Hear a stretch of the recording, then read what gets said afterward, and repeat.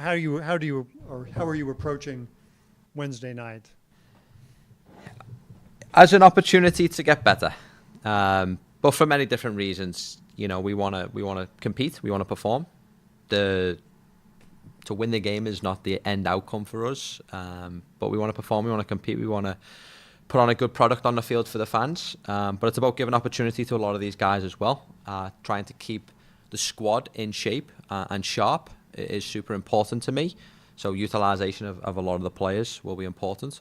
But just continue to put on an entertainment for the supporters, which they deserve. If we can get 3 points out of it, great. But the result is not the driving factor for us this Wednesday. There's a rule, like you have to start a certain amount of starters in this game? No real rules. We'll definitely put almost every single player in the first team given an opportunity on the roster. We'll have a lot of guys play in the first half and then in the second half as well. We're working out those little details with Aston Villa themselves right now. Mm-hmm. But there's been no, we must do this or we must do that. It's about just going out there to try and get the team sharper. And as someone who's from Great Britain, what's it mean to play against a Premier League team for you? Yeah, it's a great personal accomplishment. I'm a fan of both Unai and his staff and what he does with the team, and a massive fan of Villa themselves as a club. So it's going to be exciting to come up against these guys. We know where they're at in their season. They're just trying to get fit and get sharp for their upcoming EPL season and campaign.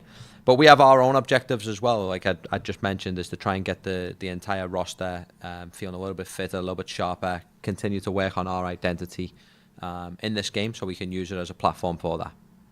Justin. Yeah, kind of speaking to that, fellow Fall is going to be here and available for that game. Are you looking forward to just seeing those first minutes from him, and especially against the side with the talent that Aston Villa has, of course? Yeah, absolutely. He'll get, I think he's going through all of his medicals and the details today, so he'll get a training session in with us tomorrow. But that'd be a great example of, even with just one session, we're going to get him an opportunity to get on the field and play. Probably not knowing, too much about him. I'll get to see his natural behaviours tomorrow.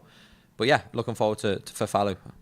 Is this also an opportunity, just looking at like City 2, have a little bit of a break coming up? There are players that have been bouncing up and down between the two clubs. It's an opportunity to get some of those young players and experience against the Premier League side as well. I think so. I'm talking with the club right now on how do we want to approach that. We have a squad now that we're finally getting healthy. I know that's been a talking point here for a while, but we're getting healthier. We have guys available to use in the first team as well. So we just want to find the best balance for everybody. For Wednesday's game, so working out those little details we're doing today and tomorrow. And obviously results of a friendly don't matter, but do you look at this as an opportunity to not say gain momentum, but to maybe kind of figure some things out on how you can then go into Nashville next weekend? And we'll compete. We'll compete to win, but how I go about that will look different. I won't try and just have a starting 11 for 90 minutes and stretch those guys. We'll do it in a way that utilises the development of the team. But I'm a competitor, and I know the players are, and I want to win the game for sure. But there'll be a couple of processes put in place in how we go about trying to do that. Thanks, guys. Yeah. All right, Joey.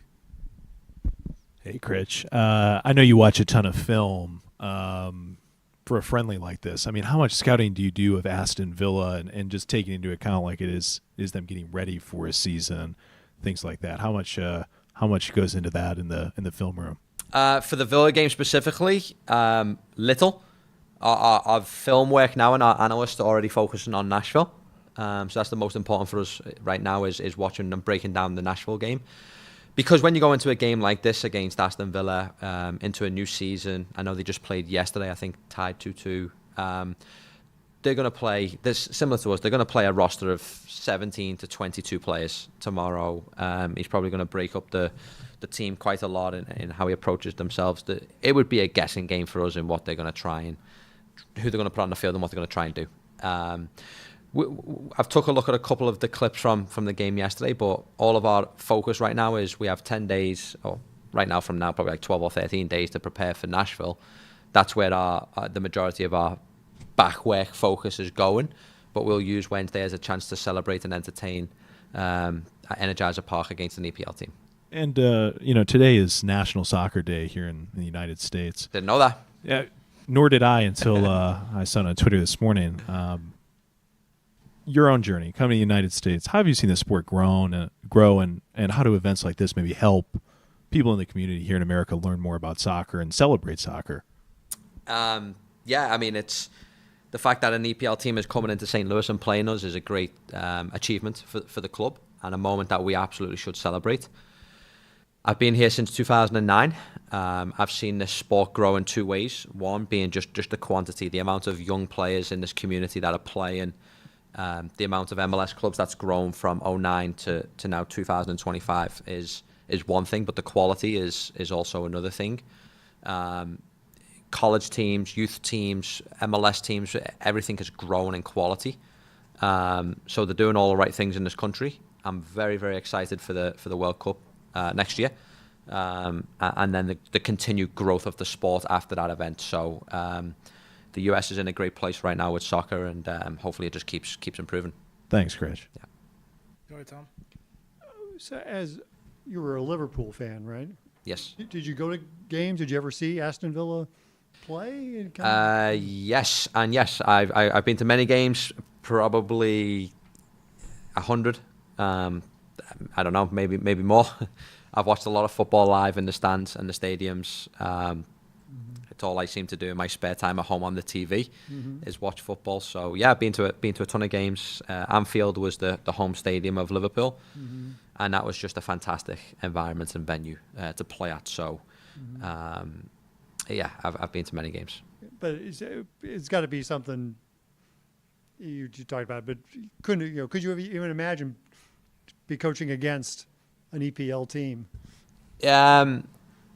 Yes, and I don't want to get very philosophical or deep with us right now in the room. We can, but I've prepared I think I talked about this a couple of weeks ago. I've prepared myself every day as an individual for an opportunity like this. So when the club gave it to me 8 weeks ago, I took it with two hands, and I do that every single day with my goals. I have high ambition and high goals, but I also prepare myself every day, and I feel like I have done for 15 years now, in leadership and coaching.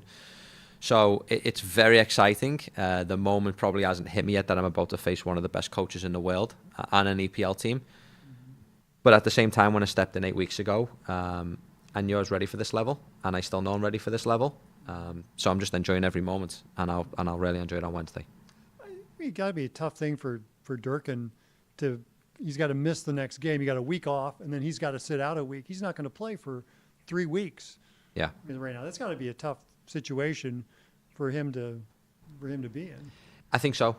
Chris definitely felt very guilty by the moment on the weekend with the penalty, but he spoke about it openly with the team today. How he's been feeling the last day, but my message to the team was, in these moments, we have to do a better job as a collective of when one guy makes a big error, it's not the deciding moment in the game. So, yes, okay, Chris, the guy got in behind, pulls him down, it's a penalty, but we need to be better as an entire team in making that not the deciding moment in the game. And we weren't there yet as a team. Where these moments where players make mistakes, and everyone does every game, including me, that shouldn't be the deciding factor in fate for this team. If we can get to a place where Chris brings them down, it's the red card, they score the penalty, but we still have to find a way, 10 men down, to go win the game 2-1 for him. And that's the message I'm trying to give this team right now, is how do we do that better? Considering that both he and Conrad have to miss the next game, do they get more playing time since they aren't going to have a game for a while? They'll be one of the things in my head right now as I plan for the next 2 days is, do they get 45? Do we stretch them to 65? 60? Yeah, I mean, they're going to be big misses for the next game for sure. We have to make sure that these guys stay sharp in training for the extended time, as you'd mentioned, that they'd been out.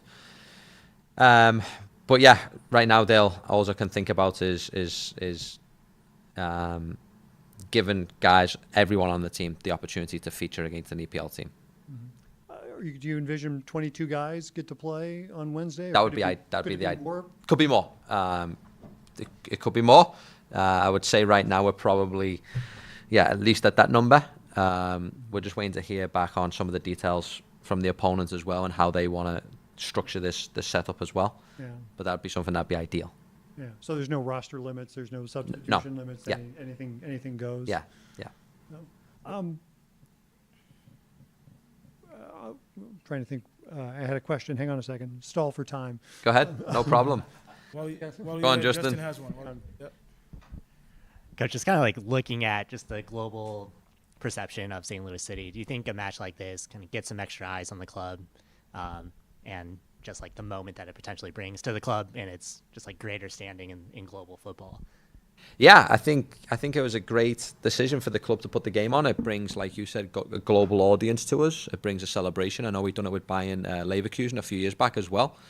And if I remember, that might have been the year they went on unbeaten and won the league. Yeah.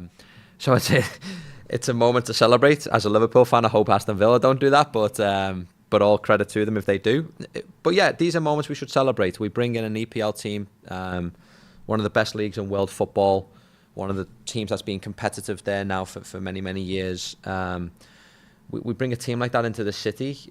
We need to celebrate their moments. And again, we want to be competitive in this game for sure. But it's much more important than did we win the game or not. It's celebrating this as a collective and enjoying the moments for this club. Did you watch the City 2 game yesterday? Mm-hmm. It looked like Miggy Perez was noticeable. What have you seen him developing, getting his confidence back? Yeah, absolutely. I know he played a couple of games as a right back for Hakwef. So he was put in from a midfield into a fullback, similar back into the midfield now. So what that shows is it's always great for young players to learn the game from a different lens and different perspective. Miggy's doing well. He's been in our training environment a few times last month just to train with the team. I think in the break that they had off as well, he came in with us to train. So, Miggy, including that, along with the other homegrowns, Mackay, Tyson, Caden, all guys that I've got my eyes on, and I'm excited to see how they keep doing under Hack with City 2. They've gone on a 10-game unbeaten streak right now, so they're putting in some really good performances, getting some really good results. So that shows that when you look at the development platform, like the Next Pro, we have such a high-quality team here. How do we as an organisation get the most efficiency out of this club as well in these situations? And you had this with the guys coming back from injuries. You had, for the first time in a while, you had decisions to make. It was not who to call from City 2. But last week you had healthy scratches. You had guys. What's it like to be in that situation again? To where, and that there are guys who have played a lot who now, Zane Silva, are guys who are going to be tough battles to get playing time now. Yeah, I think 99% of the coaches around the world will tell you the same answer I'm going to tell you. It's the hardest decision, but it's the one we all want. I want to have to make hard decisions every day on this job. It shows that these guys are competing against each other. They're making my job tough. So, as you'd mentioned, I think it was maybe the first time sitting in the chair with the group that I'd had to make a couple of hard decisions, but I wanted that. So it's only going to get harder now with the guys coming back from injury. So yeah, it's a hard decision, but I like it. Was everybody available on Wednesday? Mike, the injured, other than the injured guys, yeah. Kessler, Nielsen, Kessler, Nielsen, Wenzel. Everyone else will be available for selection. We'll wrap things up with Rockio.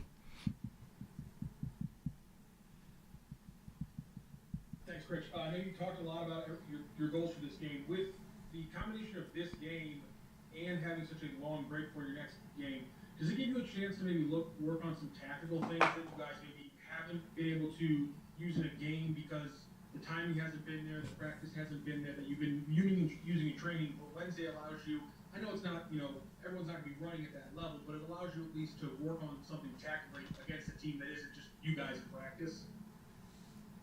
Yeah, absolutely. I think when I think about playing an EPL team as well, that's an excellent team. I think about where we've struggled against the ball as a team since I've stepped in, for sure. They're going to have large majority of the ball on Wednesday. They just have such high-level individuals on the field.